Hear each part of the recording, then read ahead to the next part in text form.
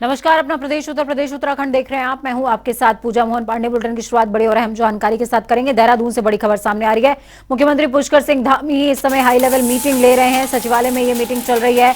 बड़ी खबर, अहम जानकारी इस वक्त की आपको दे रहे हैं। सचिवालय में जोशीमठ के संदर्भ में हाई लेवल मीटिंग चल रही है, जिसमें डीजीपी अशोक कुमार भी मौजूद हैं। शासन के वरिष्ठ अधिकारी भी बैठक का हिस्सा। जोशीमठ से वीडियो कॉन्फ्रेंसिंग के जरिए तमाम अफसर जुड़े हुए हैं।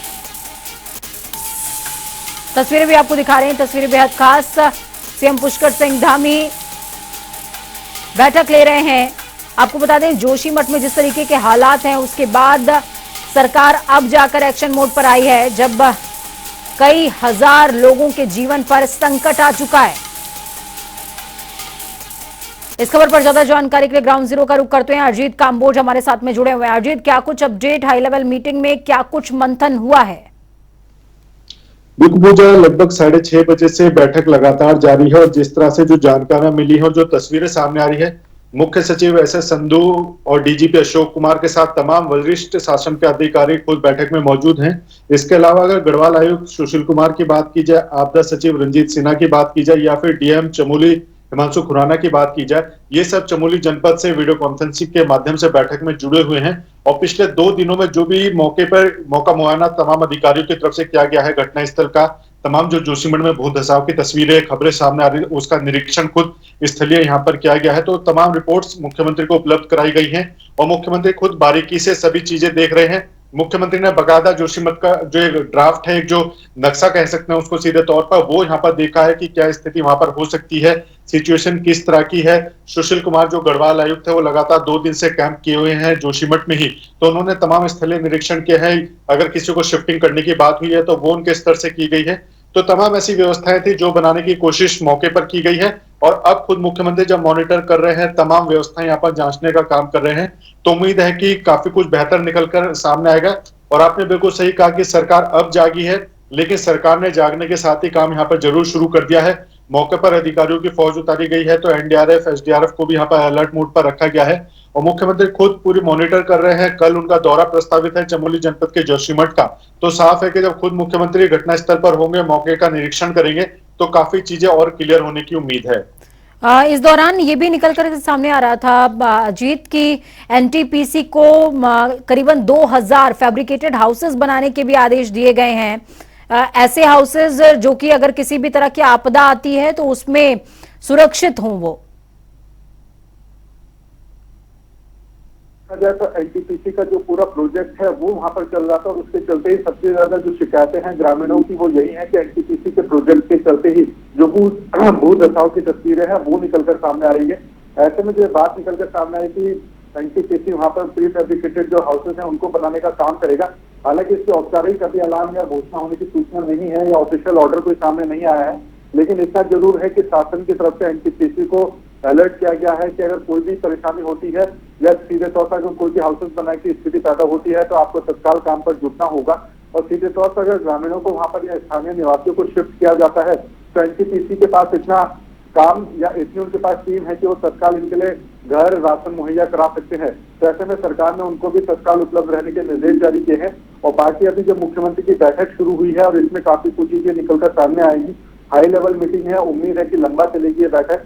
तो इसके बाद क्या कुछ निकलकर सामने आएगा या मुख्यमंत्री क्या दिशा निर्देश यहाँ पर जारी करते हैं, तो इसका भी इंतजार रहेगा। बिल्कुल, बहुत शुक्रिया अजीत हमारे साथ जुड़ने के लिए, अहम जानकारी साझा करने के लिए। तो प्री फैब्रिकेटेड हाउसेस को लेकर के अभी कोई औपचारिक ऐलान नहीं है, लेकिन हाँ, एनटीपीसी को अलर्ट मोड पर रहने के लिए सीएम पुष्कर सिंह धामी ने जरूर कह दिया है।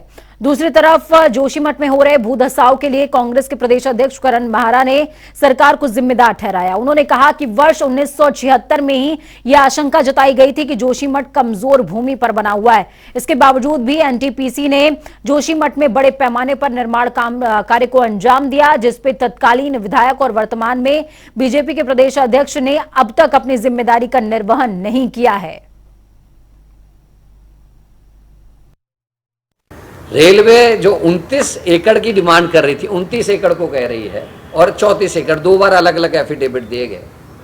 तो मैं कह रहा हूँ हाईएस्ट को मान लेते हैं, 34 एकड़ मान लेते हैं। 34 एकड़ व्यक्ति मांग रहा है कि मेरा है, उसको 78 एकड़ भूमि बता दी जा रही है इनकी है। यहाँ पर को सरकार को पक्ष लेना चाहिए था।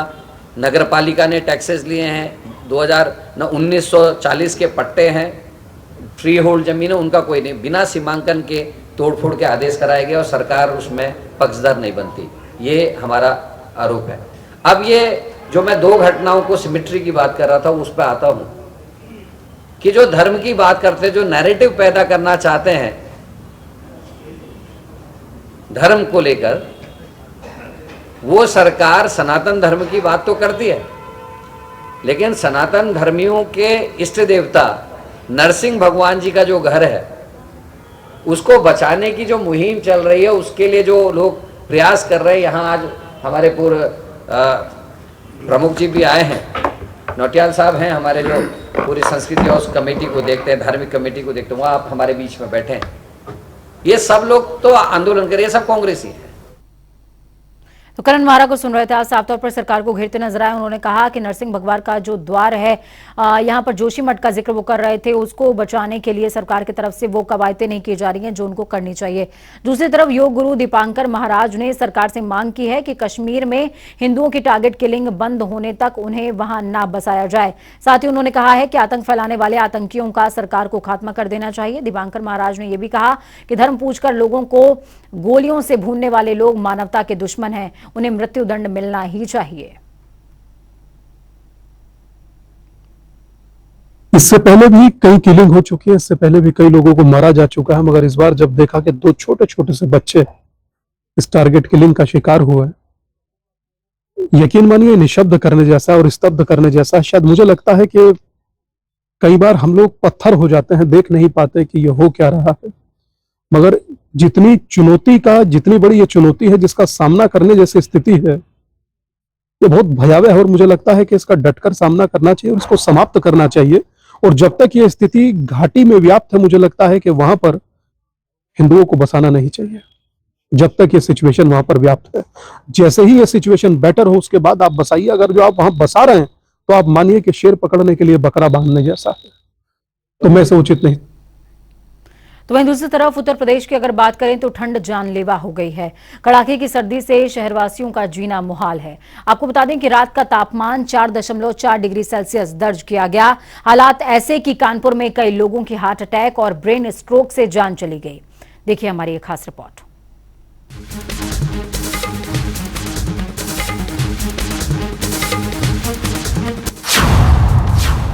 सर्दी तोड़ रही कई रिकॉर्ड, हार्ट अटैक से काल के गाल में समा रहे लोग, बुजुर्गों को बहुत ज्यादा एहतियात की जरूरत। कानपुर में सर्दी ने 50 साल के रिकॉर्ड को तोड़ दिया है। पारा लगातार नए नए रिकॉर्ड बना रहा है। ऐसे में लोगों की मुश्किलें काफी ज्यादा बढ़ गई हैं। बढ़ती ठंड अब जानलेवा भी होती जा रही है, क्योंकि हार्ट अटैक और ब्रेन स्ट्रोक से मरने वालों का आंकड़ा रोज बढ़ता जा रहा है। कानपुर के लक्ष्मीपति सिंघानिया हृदय संस्थान ने पिछले 24 घंटों का आंकड़ा जारी किया है। पिछले 24 घंटे में पहुंचे 723 मरीज। हार्ट अटैक से 22 लोगों की मौत, ब्रेन अटैक से 3 लोगों की मौत। कानपुर में शीतलहर का बहुत तेजी से प्रभाव बढ़ा है, जिसके कारण हृदय रोगियों की समस्याएं बढ़ गई हैं। आज हृदय रोग संस्थान में 723 रोगी आए थे, जिनका परीक्षण किया गया, उपचार किया गया। उनमें से 41 मरीज गंभीर दशा में थे, जिनको की भर्ती करना पड़ा। उनका भर्ती करके उपचार किया गया। 39 मरीजों का ऑपरेशन भी करना पड़ा, एंजियोग्राफी वगैरह भी करनी पड़ी।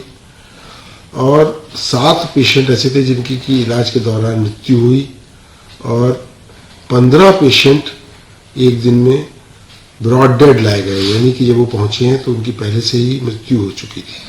ये बहुत ही दुखद परिस्थितियां पैदा हो रही हैं। लोगों को ठंड में बिल्कुल अपना बचाव करना चाहिए, सर ढका रहना चाहिए, कान नाक ढका रहना चाहिए। जब सूरज निकला हो तभी सामान्यतया घर से बाहर निकले, बाकी समय यथा आवश्यक घर के अंदर ही रहकर ठंड से बचाव करें अपना। ये खास तौर से 60 साल से अधिक उम्र के लोगों के लिए बहुत महत्वपूर्ण है कि उनको घर से बाहर निकलना उचित नहीं है शीतलहर में। और रात को खाते समय खाना जो खाया जाए वो हल्का और सुपाच्य भोजन होना चाहिए। कार्डियोलॉजी अस्पताल में ठंड की वजह से यहां पर मरीजों की संख्या बढ़ती जा रही है। कार्डियोलॉजी संस्थान ने जो आंकड़े जारी किए हैं उसके मुताबिक कानपुर में हार्ट अटैक से ज्यादा लोगों की मौतें सामने आई हैं। हृदय रोग संस्थान के डायरेक्टर विनय कृष्णा की माने तो इस वक्त बुजुर्गों को बहुत ज्यादा एहतियात की जरूरत है। कानपुर से अभिनव श्रीवास्तव की रिपोर्ट।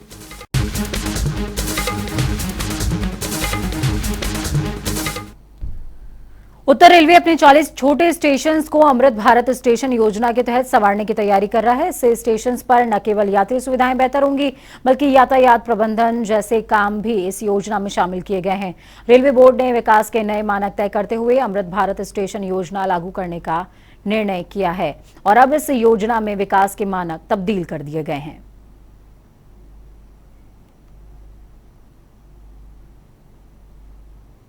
रेलवे इन दिनों जो है छोटे स्टेशनों को भी अपग्रेड करने की तैयारी कर रहा है और लखनऊ में मंडल के में जो है 40 स्टेशन अपग्रेड किए जाएंगे, जहां पर अभी तो जो सुविधाएं कम हैं तो वो भी विस्तार किया जाएगा। उसमें जो है लखनऊ मंडल का मोहनलालगंज, दर्शन नगर, अकबरपुर, जफराबाद, हैदरगढ़, मुसाफिर खाना, बाबतपुर, शिवपुर, चिलबिला, अंतूर, तकिया, मणियाहू, ऊंचाहार और लोहता जैसे स्टेशन शामिल हैं। इसमें इन स्टेशनों पर रेलवे सबसे पहले प्लेटफॉर्म ऊंचे कराएगा और शेल्टर बनवाएगा, दिव्यांगजनों को सुविधाएं मिलेंगी और साथ ही जो है स्टेशन पर कैफेटेरिया और दूसरी सुविधाएं भी शुरू हो जाएंगी ताकि यात्रियों को वहां पर काम जो है आने जाने में दिक्कत न हो और यात्रियों को खान पान सुविधा भी बेहतर मिल सके। स्टेशन पर टॉयलेट्स और जो है पीने के पानी की भी बेहतर सुविधा की जाएगी और ये काम जो है अप्रैल तक पूरा हो जाएगा टेंडर का काम और अप्रैल से इन स्टेशनों पर जो है अपग्रेडेशन काम शुरू हो जाएगा। कैमरामैन आशीष साथ, टीएन मिश्रा, जनता टीवी, लखनऊ। मुख्यमंत्री योगी आदित्यनाथ के निर्देश पर मुजफ्फरनगर के परिवहन कार्यालय में 5 जनवरी से माफ कीजिएगा 4 फरवरी तक सड़क सुरक्षा माह की शुरुआत हो चुकी है। समारोह का शुभारंभ कार्यक्रम के मुख्य अतिथि और यूपी सरकार में व्यवसायिक और कौशल विकास मंत्री कपिल देव अग्रवाल ने किया। इस दौरान उनके साथ विशिष्ट अतिथि और जिला पंचायत अध्यक्ष डॉक्टर वीरपाल नरवाल और भी मौजूद रहे हैं। मंत्री ने वाहन चालकों से यातायात और सड़क सुरक्षा नियमों के पालन का अनुरोध किया। उन्होंने कहा कि नियमों का पालन करके सड़क दुर्घटनाओं में कमी लाई जा सकती है। हम सड़क पर सदैव यातायात नियमों का पालन करेंगे और सुरक्षित यात्रा हेतु सदैव 2 पहिया वाहन चलाते समय स्वयं या किसी बैठे व्यक्ति को BIS मार्ग वाले हेलमेट अवश्य पहनेंगे। क्या कहना है? गाजीपुर लोकसभा सीट से बसपा सांसद अफजल अंसारी जंगीपुर विधानसभा में सड़क के लोकार्पण कार्यक्रम में पहुंचे, जहां पर उन्होंने सरकार के बुलडोजर वाले बयान पर पलटवार करते हुए कहा कि सबसे ज्यादा बुलडोजर गाजीपुर में चला है, जिसका प्रतीक विधानसभा में देखने को मिला। अब आसपास के जिलों के लोकसभा चुनावों में देखने को मिल जाएगा। साथ ही सांसद अफजल अंसारी ने अडानी और अंबानी को दोगला अंग्रेज कहा। उन्होंने कहा कि इन्हें दुनिया का सबसे अमीर व्यक्ति कहा जाता है, लेकिन इन लोगों ने दुनिया में सबसे ज्यादा कर्ज भी लिया। इनकी अमीरी को इनके कर्ज से मिला दें तो ये लोग शून्य हो जाते हैं।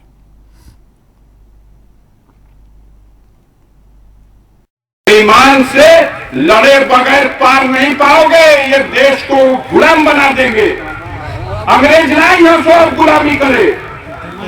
अब यही देशवा में है जो दोगला अंग्रेज भइल बासो, जो अडानी के नाम से है, अंबानी के नाम से है, ये पूरे देश को खरीद रहे हैं। एक सत्य आपको बता के जाना चाहता हूं, नोट कर लीजिएगा, दुनिया में ऐसा चमत्कार नहीं होगा। जो धरती का सबसे बड़ा कर्जदार है, संपूर्ण धरती का सबसे बड़ा कर्जदार, उसका नाम अडानी है। और भारत का अखबार और टीवी लिखता है कि दुनिया का सबसे बड़ा पूंजीपति अडानी है। कुछ नहीं उसके पास है, वो सब देश की जनता का वो कमाई का पैसा जो बैंकों में है वही ले रहा है और उसी पैसा को खाता में तो बड़ी अमीर बात। धर्म की नगरी प्रयागराज के संगम तट पर हर साल लगने वाला दुनिया का सबसे बड़े सालाना धार्मिक आयोजन माघ मेला आज से 6 जनवरी से पौष पूर्णिमा के स्नान पर्व के साथ इसका आगाज हो चुका है। योगी सरकार ने इस बार के माघ मेले को 2025 के महाकुंभ के रिहर्सल के तौर पर आयोजित करने का फैसला किया है। इसके मद्देनजर इस बार के मेले में खास तैयारियां की गई हैं। मेले में 13 पुलिस स्टेशन, 38 पुलिस चौकियां बनाई गई हैं। पुलों, स्नान घाटों और एंट्री पॉइंट समेत सभी प्रमुख जगहों पर सुरक्षा इस बार भी पैरामिलिट्री फोर्सेस के जिम्मे ही रहेगी। और बड़ी संख्या में माघ मेला क्षेत्र में संगम तट पर और विभिन्न स्नान घाटों पर लगातार श्रद्धालु और जो कल्पवासी यहाँ पर प्रवास कर रहे हैं, लगातार स्नान कर रहे हैं। आप देख रहे हैं कि काफ़ी शीतलहर है। शीतलहर और धुंध के बाद भी, टेम्परेचर कम होने के बावजूद भी लगातार स्नान घाटों पर श्रद्धालुओं की संख्या है। इन श्रद्धालुओं की सुविधा के लिए सुगम आवागमन देने के लिए व्यवस्थाएं की गई हैं। पुलिस के सारे बंदोबस्त किए गए हैं, जिससे कि उनको पार्किंग की व्यवस्थाएं मेला क्षेत्र के अंदर की गई हैं, जिससे कि उनको पैदल कम से कम चलना पड़े। जो जब स्नान करें तो उनको सुरक्षित स्नान मिले, इसके लिए रिवर लाइंस और डीप वाटर बैरिकेडिंग की व्यवस्था की गई है। साथ ही फ्लड कंपनीज के जवान, एसडीआरएफ की टीम्स और एनडीआरएफ की टीम्स भी जल में मौजूद है और लगातार नजर रखी हुई है। मेले क्षेत्र में ड्रोन कैमरे के माध्यम से और सीसीटीवी कैमरे के माध्यम से ICCC में लगातार फीड लेके मेले के चप्पे चप्पे पे नजर रखी जा रही है। अभी तक जो प्रातःकाल से हम लोग देख रहे हैं, विभिन्न स्नान घाटों पर लगभग 10,000 से अधिक श्रद्धालु स्नान कर चुके हैं और ये तांता लगातार जारी है। जैसे जैसे थोड़ा सा तापमान बढ़ेगा तो संभावना है कि श्रद्धालुओं की संख्या में और वृद्धि होगी। संगम नगरी प्रयागराज में आस्था के सबसे बड़े मेले का आगाज हो गया है और लोग यहां आस्था की डुबकी लगा रहे हैं। वहीं पुलिस के खास चाक चौबंद व्यवस्था है। आप देख सकते हैं यहां पर घोड़सवार लगातार गश्त कर रहे हैं और पुलिस की टीम भी यहां लगातार गश्त कर रही है और साथ ही सुरक्षा में ATS की भी जवान लगाए गए हैं। जहां मुख्यमंत्री योगी आदित्यनाथ ने माघ मेले को कुंभ की रिहर्सल के तौर पर देखने के लिए कहा है, उसके लिए यहां पर खास व्यवस्थाएं की गई हैं। ऐसे में माघ मेला SSP का भी बड़ा दावा है कि यहां पर सारी व्यवस्थाएं की गई, श्रद्धालुओं के लिए सुगम व्यवस्थाएं हैं और यहां करीब 11 घाट बनाए गए हैं, जिसमें कड़ी सुरक्षा के मद्देनजर ड्रोन से निगरानी हो रही है और अन्य व्यवस्थाएं भी की गई हैं और चाक चौबंद व्यवस्था के बीच श्रद्धालु मोक्षदायिनी गंगा में आस्था की डुबकी लगा रहे हैं। जनता टीवी के लिए सैयद मोहम्मद आमिर, प्रयागराज। देश में बेहतर काम करने वाले 16,000 पुलिस थानों में उत्तराखंड में हल्द्वानी के चंपावत के बनबसा थाने ने टॉप 3 का मकाम हासिल कर लिया है। आपको बता दें कि थाने के इस बेहतरीन उपलब्धि के लिए आने वाली 20 जनवरी को गृह मंत्री अमित शाह सम्मानित करेंगे। ये कुमाऊं रीजन का जो है बनबसा थाना है उत्तराखंड में, ये पूरे देश में 16,000 पुलिस स्टेशन में से जो है वो तीसरे नंबर पे आया है। तो ये पूरा श्रेय जो है इस पर जो SP चंपावत हमारे साथ देवेंद्र।